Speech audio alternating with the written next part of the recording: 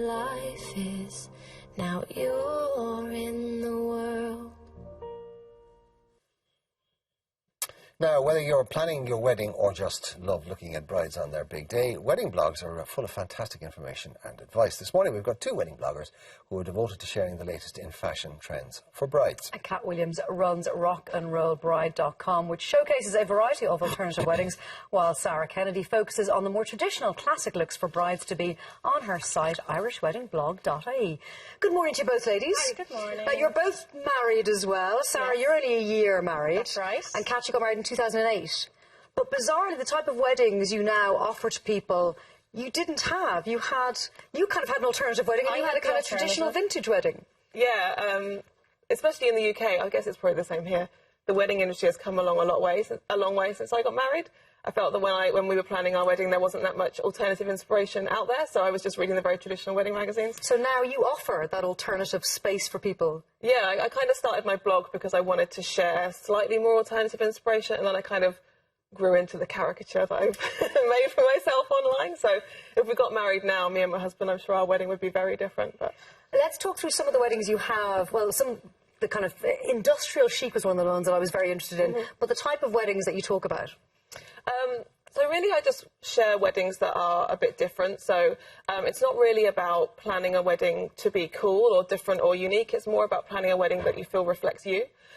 So I feature a lot of weddings where they might have like a very vintage theme, but they're also very vintage in their everyday life. Or they might have a very gothic theme, but they're very gothic in their everyday life. Now, we've got a photograph there. What is that, the Alice in Wonderland wedding? No, this is the one, it was in Belfast actually, right. This one. This is kind of an industrial sort of chic wedding. I love this one because her necklace is absolutely amazing. Like, that's not a bridal necklace. And the cake that you saw a second ago was metallic, which is very different and unique too. So. Now, she's a very striking looking woman, right? So therefore the style she's gone for actually highlights and emphasises. It shows it off. Yeah. Whereas if you'd buried that in a meringue, it would have been kind of pointless. Bit of a waste, isn't it? Yeah. Yeah. And do people love finding your website? Because they're probably looking at all of these bridal magazines, and there's a lot of, similar kind of vibes going on, and they find you and they're like, finally, somebody gets the kind of wedding that I would like to have. Yeah, I get emails all the time from brides that are like, thank goodness I found you. Didn't want to have a wedding because I thought I had to have a horse-drawn carriage and a big meringue, and I found your blog and I've realised that I don't have to spend £20,000 and I don't have to, go to the bridal shop if I don't want to. I can just buy my dress in Topshop. Actually, that industrial Belfast wedding, how much did that cost, do you know? I don't know. Okay, but they got married in like a boutique hotel. I think it was quite a small wedding. Okay. So I would imagine it's not a massive budget. What's the most alternative wedding you've covered, actually?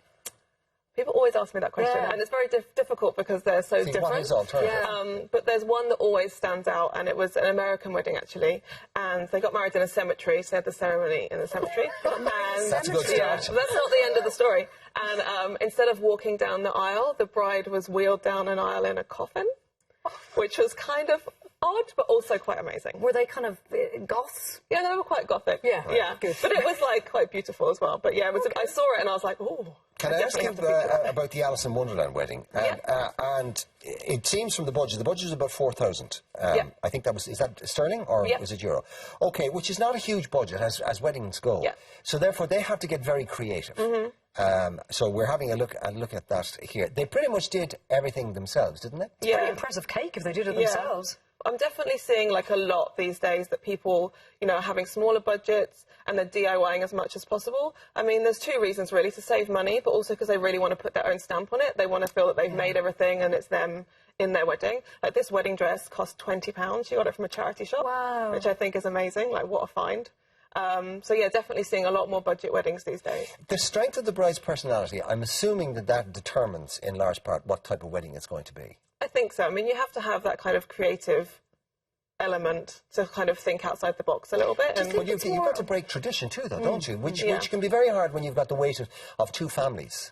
Believe me, I know. My baby sister just got, well, she's not a baby anymore, she's 27, but she just got engaged 2 weeks ago. So obviously I'm full force into helping her plan her wedding, trying not to dictate the whole thing. Are men more involved now? Is it more of a couple's thing as opposed to a bride saying, this is my day? I think so, yeah. Yeah, which is good. Yeah. Sarah, can we bring you in? Irish Wedding blog. Now, you are operating in the more traditional end. Yeah, very Irish, very what's going on in Ireland's wedding scene at the moment. Like, there are some alternative, But a lot of the weddings that I'm seeing coming through the door, they really are that classic contemporary with slight little tones of We're quite traditional in Ireland, Absolutely, really. we really are. We love to please Mammy and Daddy, and you know that's because Mammy and Daddy are paying. Well, in some cases yes, and in other cases no. So but, are we talking Kate and Will's territory here?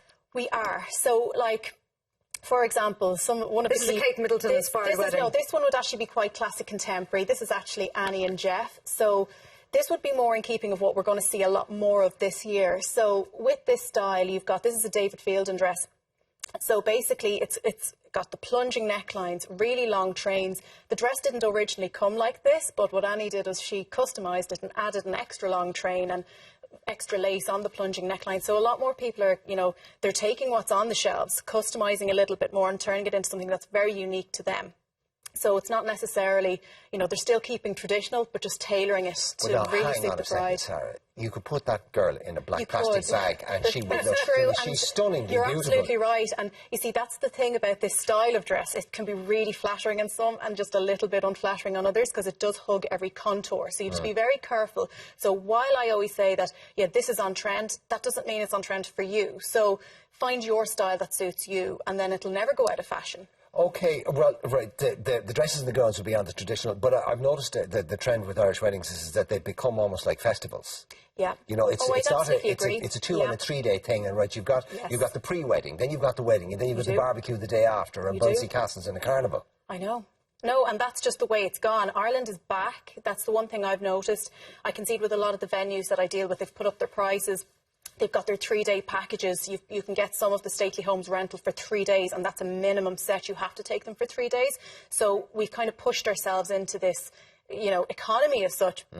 But as well as that, you'll probably find in Ireland that everybody likes to outdo each other a little bit more, and we're all in the same circles. We're all getting married at the same time. Oh, so we all have to really? Is that good? Have we learned nothing? It absolutely is. Everybody's trying to do something a little bit different. So are but we still back we're where all we the were same. in 2006? We are definitely back there. Is the princess thing still very important to Irish women when they get married? The fairy tale gown, the castle, the manor, all of that. Is that still... Now it has come back. I did see a dip in that for the last few years and a lot more people going down the DIY route and, really trying that. And I think a lot of people have really felt that DIY is something that is, you really have to give it 100%. It's not for everyone. But what I've seen in the last year, literally the last year and going into next year, is that more people are going back into that. So well, here's the ultimate princess wedding. Yeah. This is the Kate Middleton inspired. This is Kate Middleton inspired. So this is Debbie. So again, she customised this dress. This dress was just an A-line and zoni dress, and she got a lace bolero. This looks like a shoot from a wedding magazine. I know. Yeah. But this is it. This is the way photography has gone as well. This is the standard that people want. So all the boundaries and expectations have been pushed a lot harder. That was in Tankardstown House, which would be a really prime wedding venue. It's beautiful. How much are we talking about for that type of wedding? You're talking, when you put everything in the mix, you're probably talking anything from 25 to 30,000. That's the average spend. It's the average spend still, isn't it? It really is. Now, Right, okay. some of the research I've seen, it's about 22,000, but you've got a mass dilution there. But you're looking at near 30,000. Your average spend would be a lot less, I'd guess. People who tell you about their weddings, a couple €100 maybe. I'd say definitely the ones I feature, it's mostly under £10,000. But it's great that there's space for both. Yeah. Yeah. But it does very easily add up. Like, we're looking at my sister's wedding at the moment, and they want to do an outside kind of festival wedding, and hiring the land, hiring the TP. TPs are so expensive, catering everyone. It can add up very quickly. So just two things I noticed that you both had in common, even though you're coming from different areas, is that you both stressed the importance of spending a lot of money on getting the best photographer available. I'm assuming that's because, when the dust settles, you're left with the pictures. Those are the memories. yeah, I mean, one of the biggest wedding day regrets I hear from people is, oh, I wish we'd just spent an extra £1,000 and had really great photos rather than having our uncle taking dodgy. Yeah, because it it's kind true. of, it sounds really bad, but it kind of taints your memories if all you see is unflattering The other pictures. thing Like, is that video dates so badly as well too. It's classic black and white shots or really good shots. They're forever. well, there's so many people doing amazing videos these days as well. Very cinematic, like not cinematic, sorry, not cheesy, like really amazing stuff. So. Okay, just very quickly, one big trend you think will come in the next couple of years? Well, I think festival weddings will continue.